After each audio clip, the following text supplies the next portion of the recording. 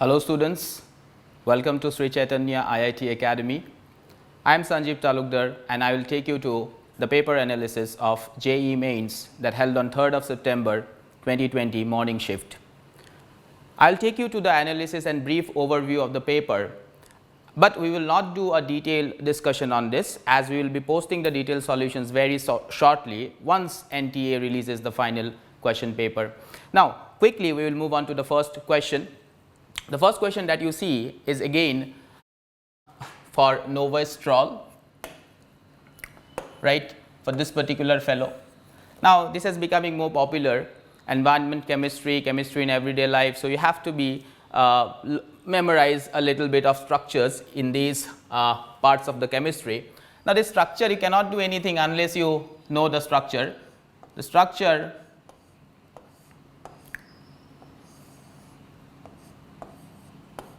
is I am drawing in front of you.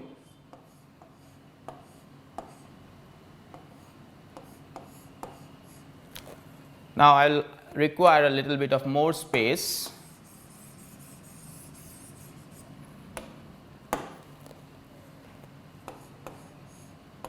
I am redrawing.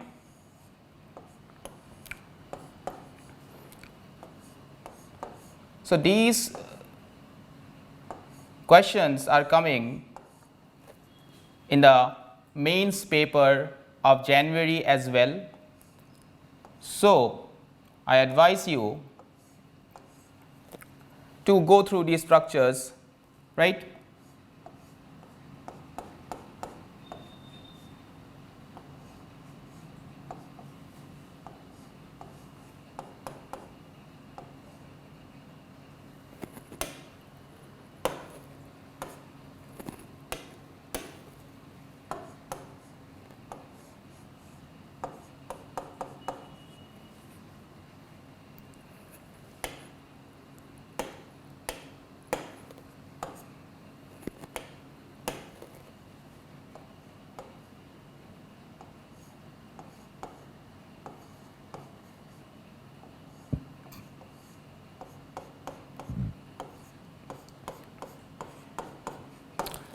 So this is your the stereo as well as structural diagram of Nomenclature.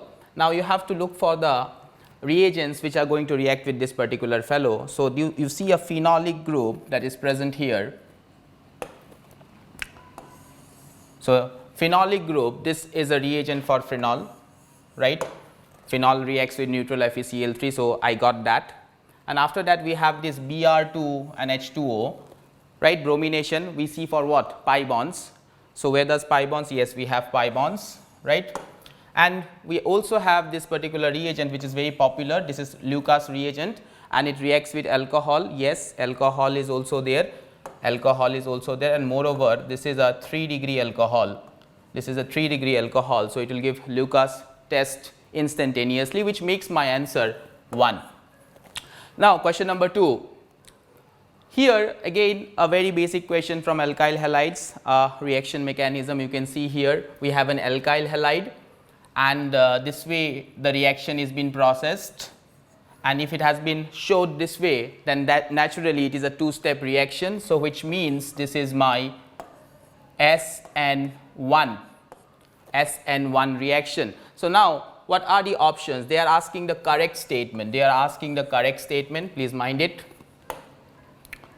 Now you can see polarity of the solvent decreased then rate of reaction increases. No, for SN1 to occur we require a polar solvent, right. As the polarity increases it favors the solvolysis step. So this is my slow step, this is the rate determining step. So this is going to decide everything. So the first statement is wrong, and as I can see I will clearly eliminate 4th and 2nd. Now strong nucleophile is more suitable for this reaction, right. No, strong nucleophile will not be able to attack because the solvent used is polar protic. The solvent used here is polar protic. So this polar protic solvent will come in the way of the nucleophile if the nucleophile is strong, right. So again 2 is an incorrect statement. So here also we see a 2. So this is again incorrect. So I am left with option number 4. Let's check option number 4. It has 3. Yes, if R is bulkier group, then carbocation formation is easier. Yes, why? A 3 degree carbocation is more stable than 2 degree, then 1 degree. We know this. And racemization takes place. Yes, because the intermediate here, this intermediate here you can see is a carbocation, right? And it is a planar species. It is a planar species, right? So the attack of the nucleophile, this particular nucleophile, can occur from the top side and from the bottom side, and it can lead to racemization as well. So we have option 4 and option 3, they are correct, which makes the answer 4. Next question, which of the following compounds has strongest acidic hydrogen? Now here again the question is a little bit about the active methylene group. Now active methylene group you have to look for, these two are your active methylene groups. Now clearly this active methylene group is going to be more acidic. The hydrogen attached there is more acidic because of the sidewise electron withdrawing nature of the two electron withdrawing groups, right. So that makes this one very much acidic. So therefore I am going to reject option 2 and option 4, right, option 2 and option 4. Now if you see in this particular diagram that 1, if I remove this hydrogen, this particular hydrogen that I see here, what do I get? What do I get? I get a negative charge there, a hydrogen still attached, and on both sides we have ester groups.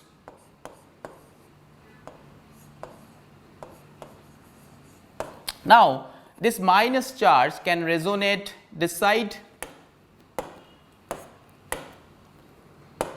can resonate this side, right, can also resonate the other side,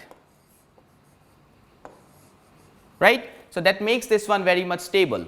Okay, fine, but there is also another resonance that is going on in these two cases, that is a resonance is going on here also, right. It will come down and it will go up. So there is also resonance.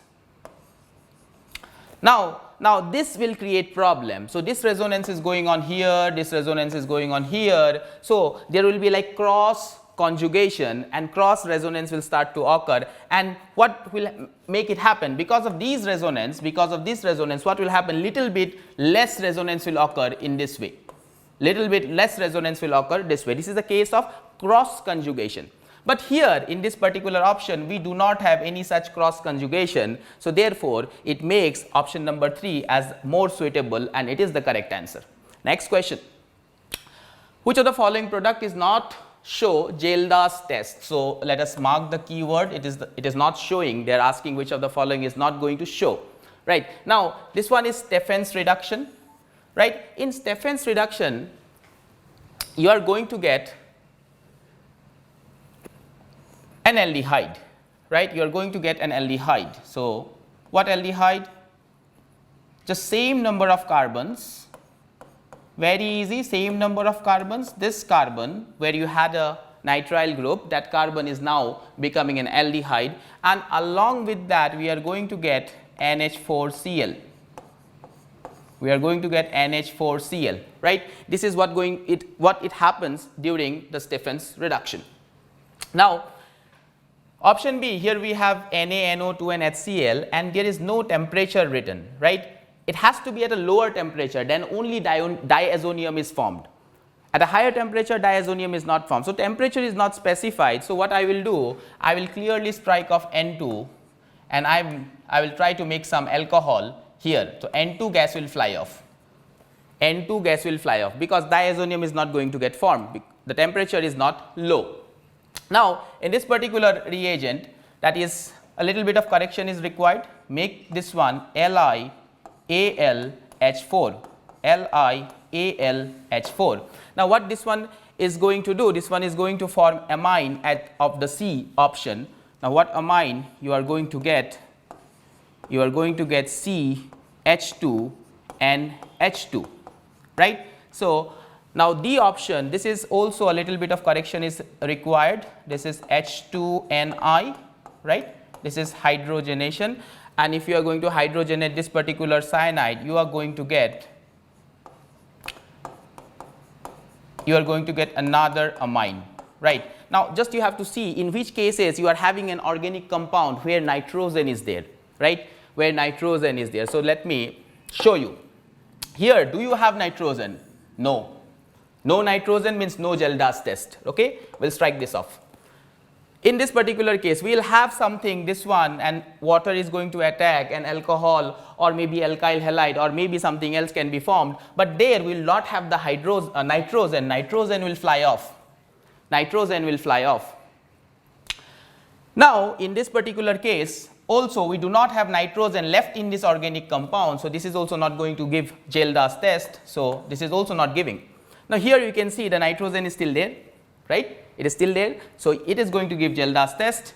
Here also you see the nitrogen here, it is also going to give you Kjeldahl's test. So, C and D is not going to give, right, but unfortunately we do not have such options. As I have told you, this is based on the memory of our students. Maybe there is an error in collecting the options, but I am giving you the solution. Which of the following is not going to give? C and D, they are not going to give, while A and B are going to give, right. So, next question.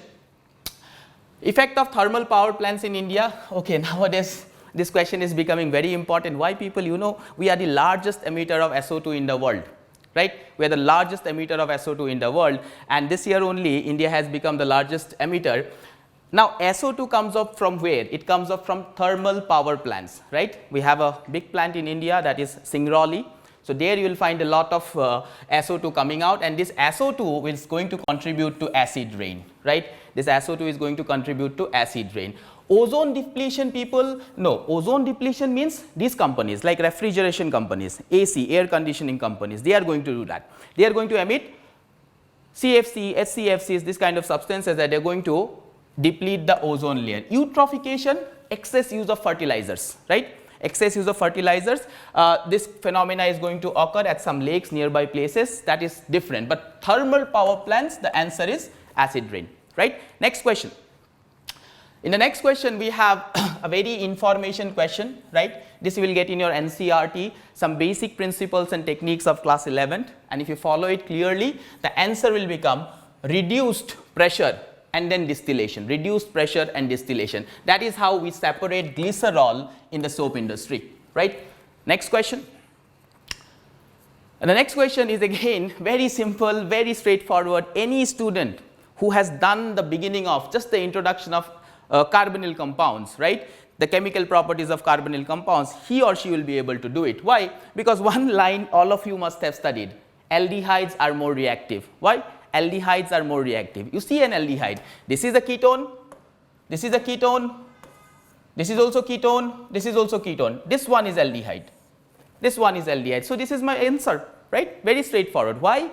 Because in case of aldehydes, one side there will be always a hydrogen, and due to this the steric hindrance will be less, and therefore they are more reactive when you compare with ketones. Next question. Now, this one is going to take a little bit of time, right, because this is not a straightforward question.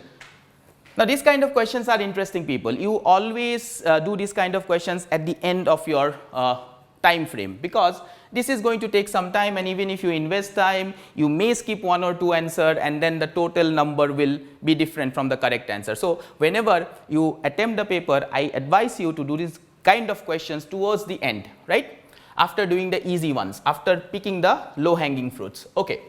Now, smallest optically active alkene. Now, smallest optically active alkene, how you are going to form? Okay, this is an alkene, all right. Now, optically active alkenes, do they show optical isomerism? Yes, yes, but when they have conjugative double bonds, when they have conjugative double bonds, right. But that case I will avoid. Why? Because they are asking about the smallest. If I go by that method, I will not get the smallest alkene. That is why I am avoiding it in the beginning. I am not taking conjugative alkenes. Now, I need to make it more optically active. So, this particular carbon, okay, I am placing one hydrogen. Then what I need to do? I need to place one different thing, that I can place CH3, and the other different thing I will place what? CH2H3, because other than that I cannot put anything. I have given an alkene, right. So, and these things I will place it hydrogen, of course, because they are talking about smallest. They are talking about smallest. The molecular weight has to be less. Now, please make a little bit of correction here. This is H2Ni. Otherwise, the question will not make any sense, right. So, what this H2Ni is going to do, this is going to do hydrogenation, and that means after hydrogenation you will be left with, that means this is going to get reacted with this particular pi bond, Now, if you see clearly, I am working on that particular thing only, I am removing this, right, I am removing this. Why? Because I am doing hydrogenation, which is a syn addition, right. From the same side I am introducing hydrogen, right. So, now I have this product after this particular reagent. Now, I am adding this Cl2 H nu. Now, what this fellow is going to do, this is monochlorination they are talking about, monochlorination, and they are asking how many such products, and they are saying including stereoisomers, So, people focus on the substrate, this particular thing. Now, if you introduce a chlorine here, then what is going to happen? This particular carbon will become chiral. How? If you introduce a chlorine here, right, it will be a different group than this group. Without chlorine, both are same, this one and this one same, right. But with the chlorine at that particular carbon, both will become different, and these two are different already, right. If you put a chlorine there, then it will be what? Chiral carbon, and you are going to get two products, right, both the isomers, DL pair. So, if you put a chlorine there, you are going to get two products.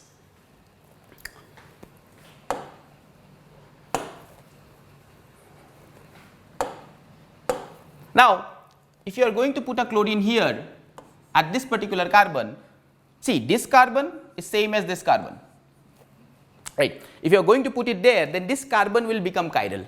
How? One hydrogen will be replaced by a chlorine, one hydrogen is there, one CH3 is there, and this whole other group will be there, So, again you are going to get two products, right. Now, if you are going to replace this hydrogen, then in that particular case you are not going to get two products, you are going to get one product only, because this whole group and this whole group will become same, right. So, here you are going to get one product. Now, where else you can put? You can put it here. If you put it there,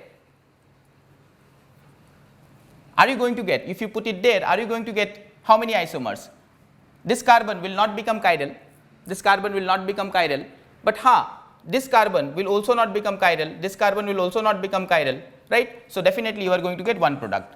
But people, please count 1, 2, 2 and 1. What is the total? Total is coming out to be 6, but we missed something.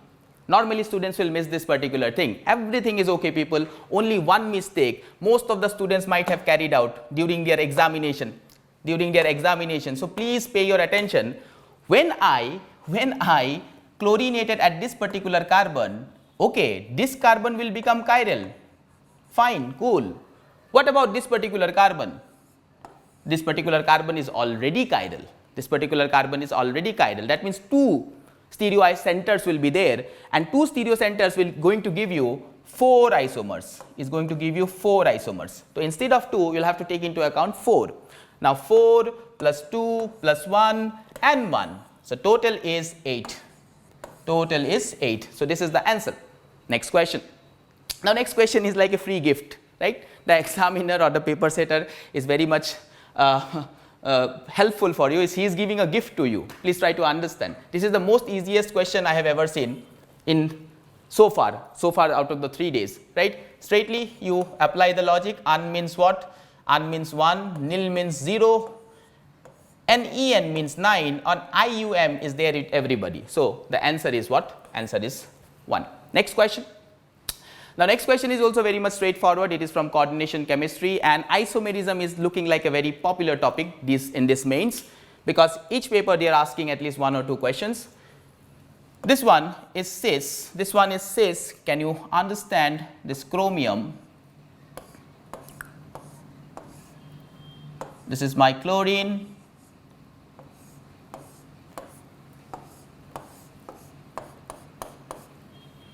Oxalato, I am just showing the donor atoms. I am just showing the donor atoms. Chromium is present in +3. This is the complex. Now, if you can understand the geometry, there will be no plane of symmetry here. Plane of symmetry will be absent, and therefore it will going to show optical isomerism. So, therefore, this is the answer. You can check for the other options. In other options, all these options, they contain plane of symmetry. They contain plane of symmetry, and therefore they are optically inactive. Next question. The next question is also very simple. It is actually from P block. You can classify it from P block also, and another time you can classify it from periodic properties and chemical bonding also. Now, what they are asking, the boiling point of water, they are giving it as 373 Kelvin, and they are asking the boiling point of H2S. Now, actually this is also gift. Why? Because many times in the lab or in other parts of your chemistry, you might have heard about H2S. It is a gas, right, having rotten egg smell. The smell is very popular, rotten egg smell, right. So, therefore, it is a gas. So, its boiling point has to be less. Understood? So, its boiling point has to be less. Moreover, it is a straight question of hydrogen bonding.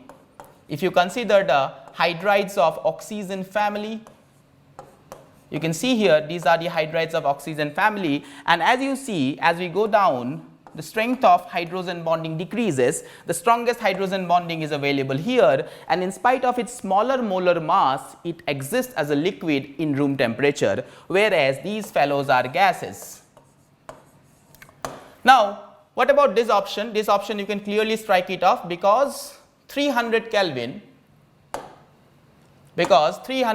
this data is 27 degrees centigrade, which is like a room temperature, and in room temperature H2S is a gas. So, boiling point has to be less than that. So first option less than 300, more than 300, more than 373, of course, it is less than 300 Kelvin.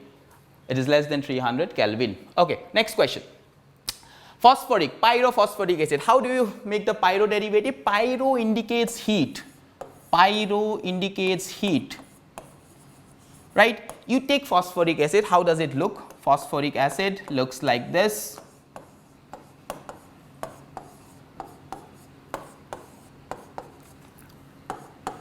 I am taking 2 molecules.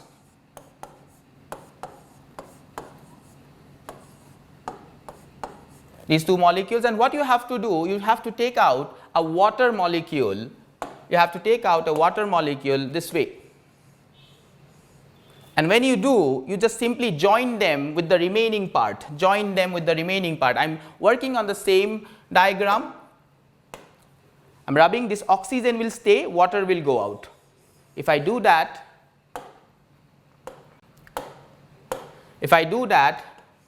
then this is my pyrophosphoric acid structure. Now, if you can see this structure, you need to just count how many PO bonds are there. How many you can see? 2. So, where is this 2? Either 1 or 2. Then what they are asking, POH bonds. How many? 1, 2, 3, 4. So, how many? 4. So, clearly this is the correct combination, right. So, next question. Next question is from ionic equilibrium buffer. It is a very important topic. Everybody must be familiar with it. Now, what I am doing is I am writing the reagents in the left hand side for each option. R1 means reagent 1, R2 means reagent 2, and I am writing what they are according to the question. This is HCl, and then they are giving NaCl. In the second option, it is given. Now, it has to be acetic acid, please correct it while you are looking at it. This is acetic acid, and what is the second one? Second one is NaOH. For clarity, I am doing this. The third one is again acetic acid, right.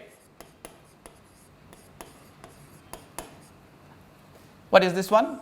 This one is NaOH, right. And what is the fourth option? Fourth option, people, it is like CH3 OH, and we have CH3 COO and A. Now, which of the following can form a buffer, right? Okay. But before that, let me find out their given moles. How much moles are given in each of the case? I'll be working in millimoles because the volume is in ml. Here you see, please look at this data. How many millimoles? 10. Here you see what is the data. Again, you are going to get 10 millimoles, right. Now, NaCl, this is a salt of what? Strong acid and strong base. The solution is going to have a pH of 7, right. And what about this one? This fellow is just a strong acid. So, the resultant solution will be what? Will be a salt solution as well as a strong acid solution. It will not be a buffer. So, I am striking it out, right.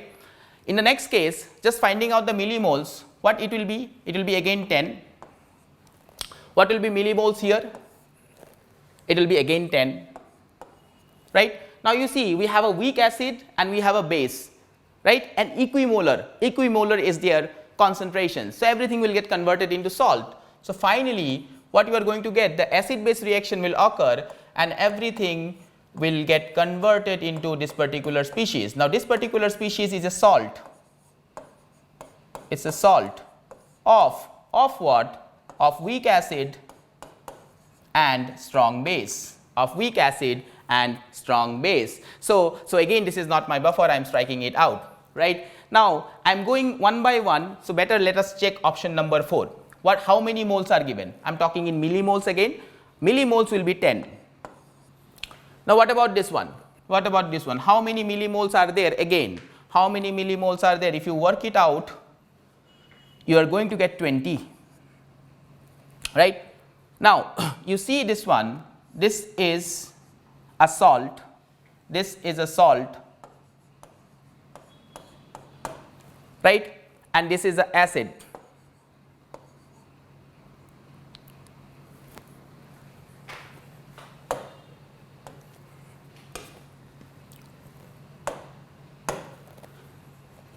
This is an acid.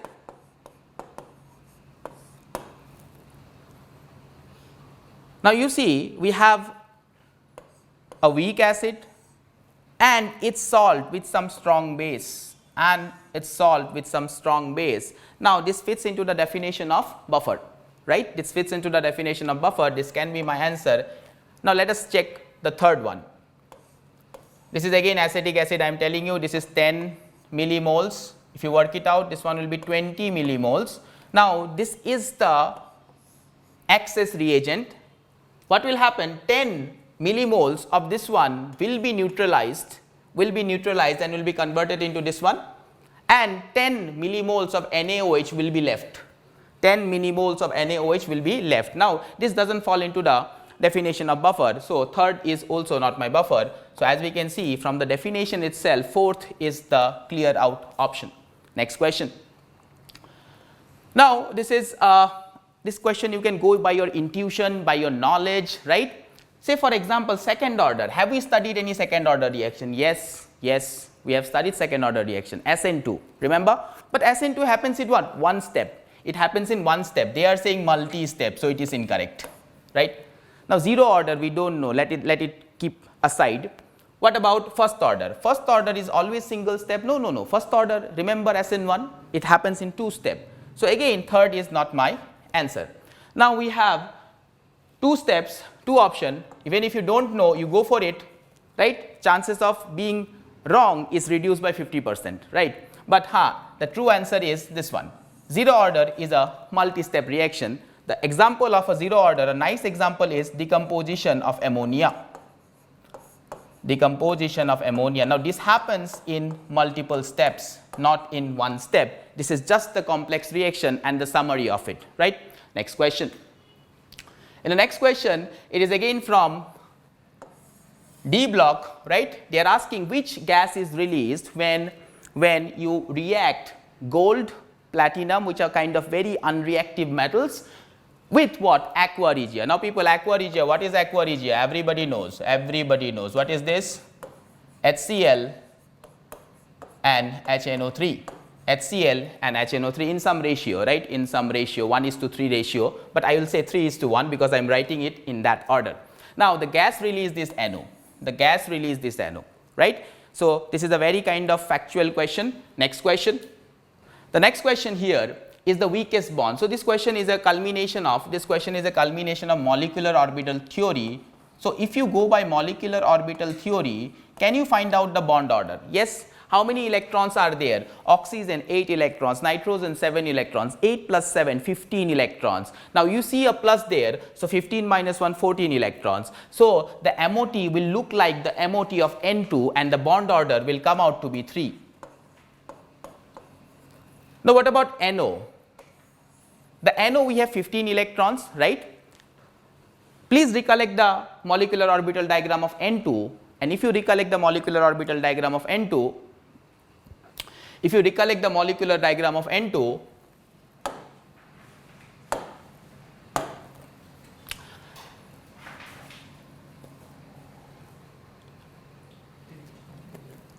just a moment.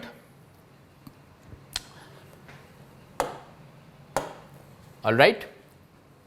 I'm discussing from the beginning. We are talking about NO plus. The molecular orbital theory you have to refer, and NO plus is a 14 electron species, therefore the molecular orbital diagram is similar to N2, right, and therefore I am writing the bond order here is equal to 3.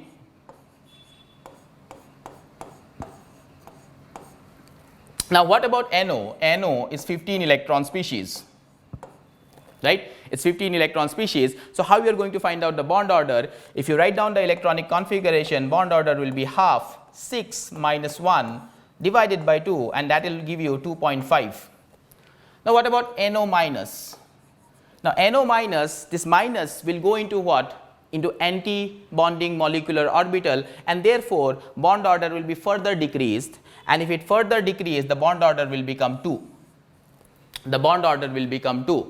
And now we have NO, I think this one has to be like NO2 plus, maybe there is another error, NO2 plus. Now if I draw down the structure is something like this.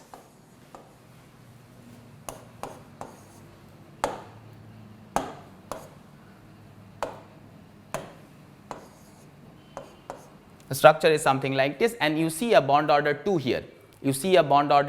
Now in this particular case, weakest bond, if you talk about the weakest bond, I will go for this particular answer, and here the bond order is the least and more number of electrons are present in the anti-bonding, and therefore the bond is weak.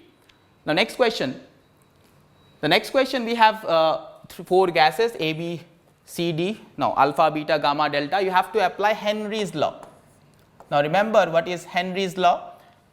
Henry's law is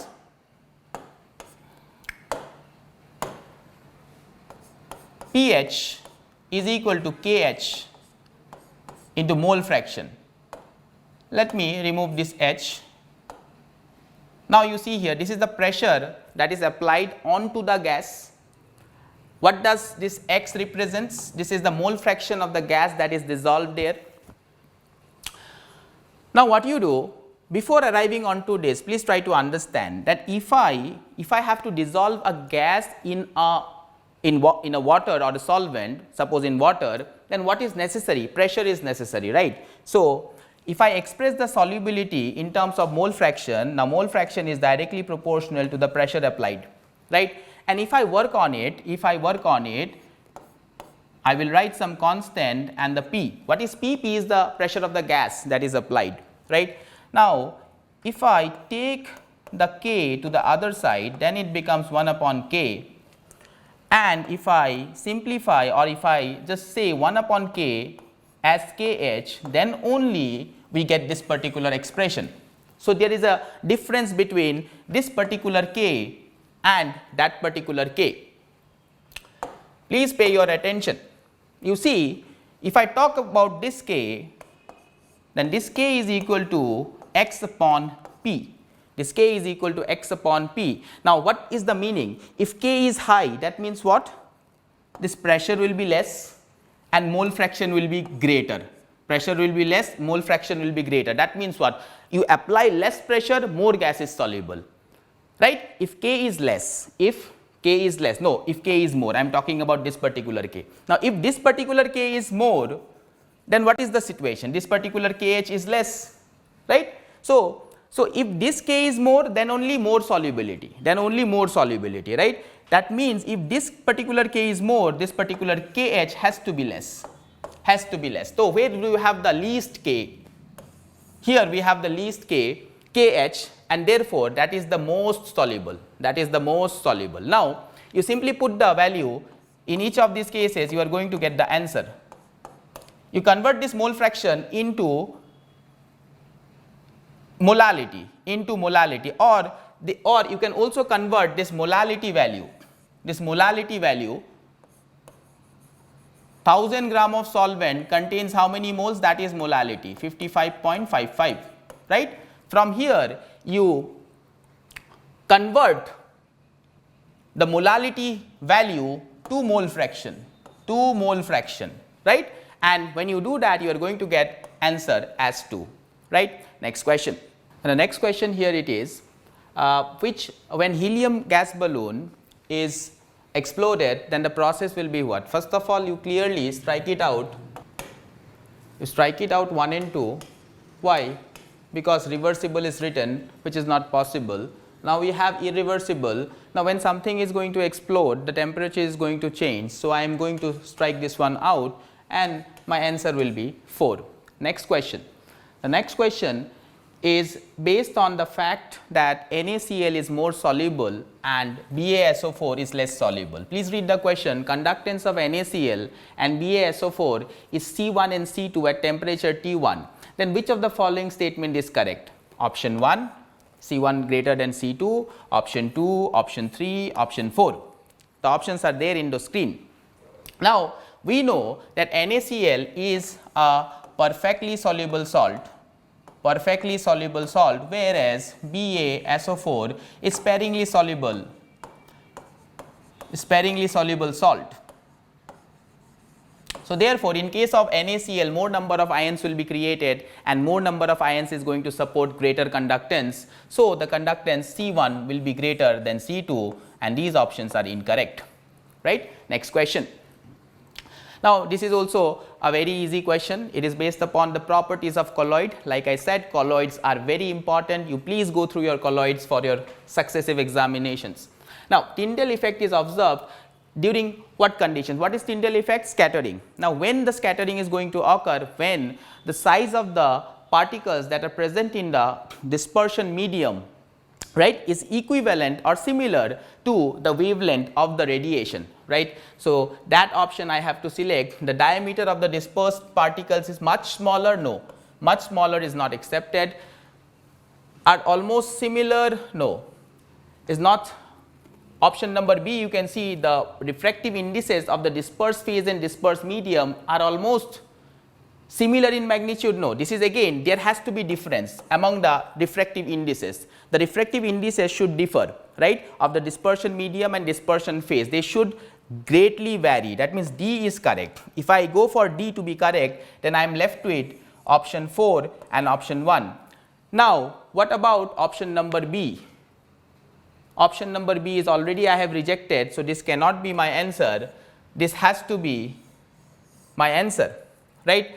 But A I have rejected. Let me reread the A.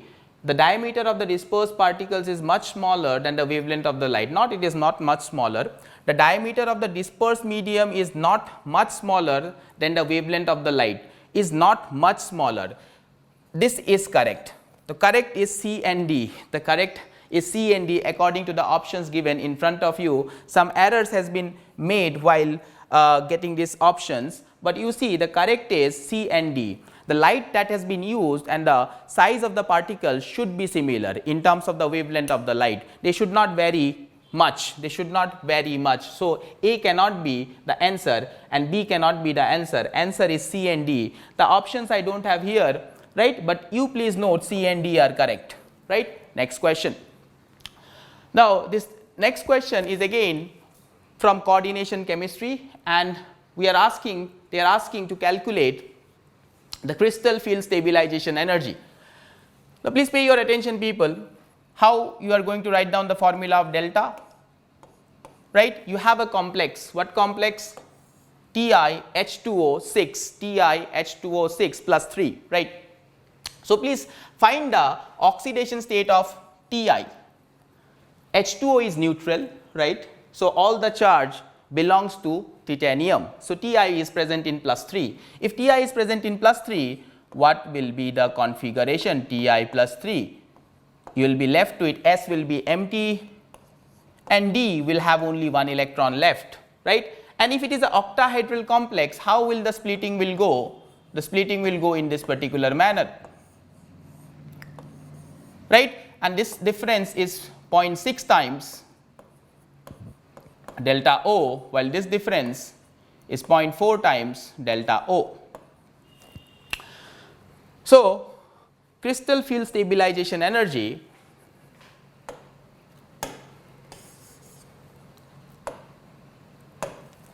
will become equal to the formula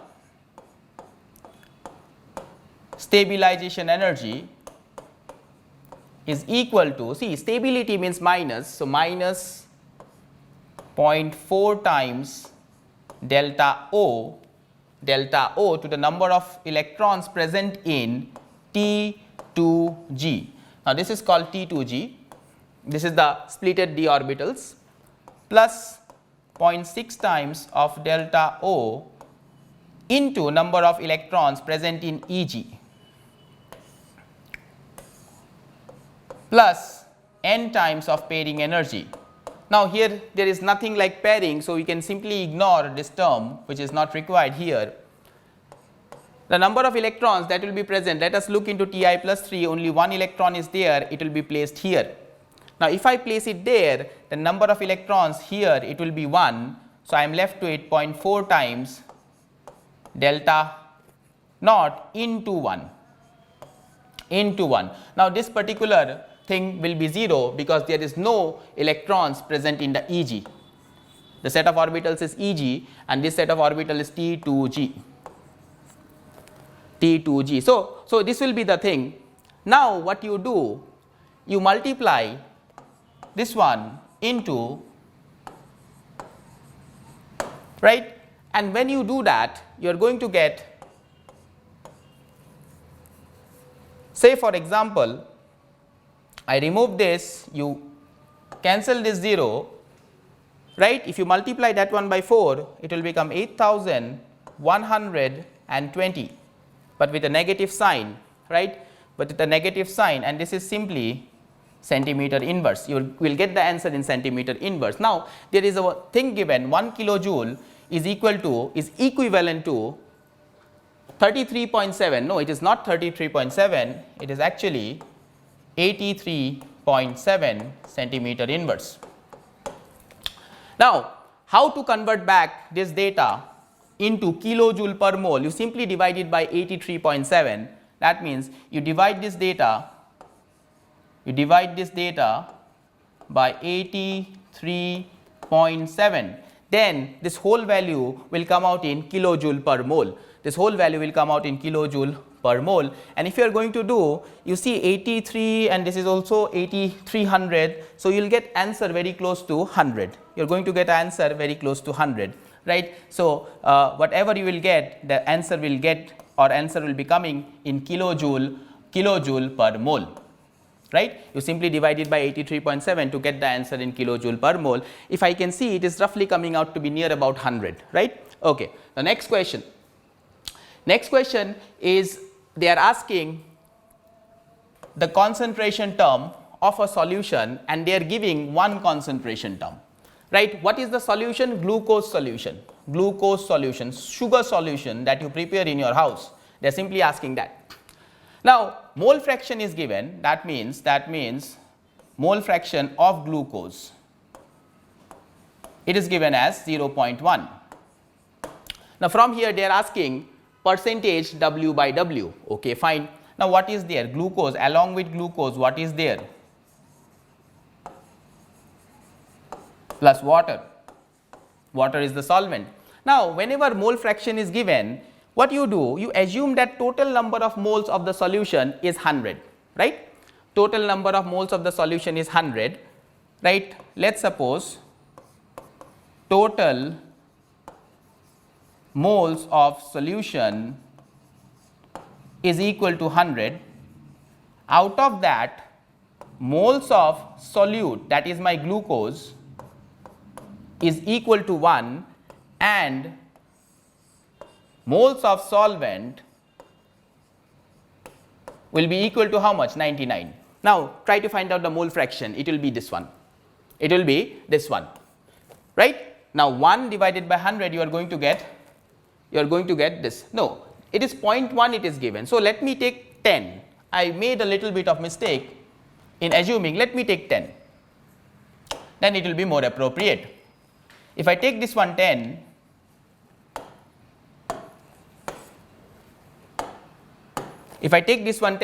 I am assuming that out of these 10 moles, moles of solute is 1 and moles of solvent is 9. Now, if I find out the mole fraction this way, what will I get? 1 divided by 10, and that is 0.1, and that is 0.1. Now, easily I can convert everything. Say for example, this 9 moles is going to weight how much? 9 into 18. 9 into 18 gram. This 1 mole will weight how much? 1 multiplied by molar mass of glucose. 1 multiplied by molar mass of glucose. You can find it out. C6H12O6, right?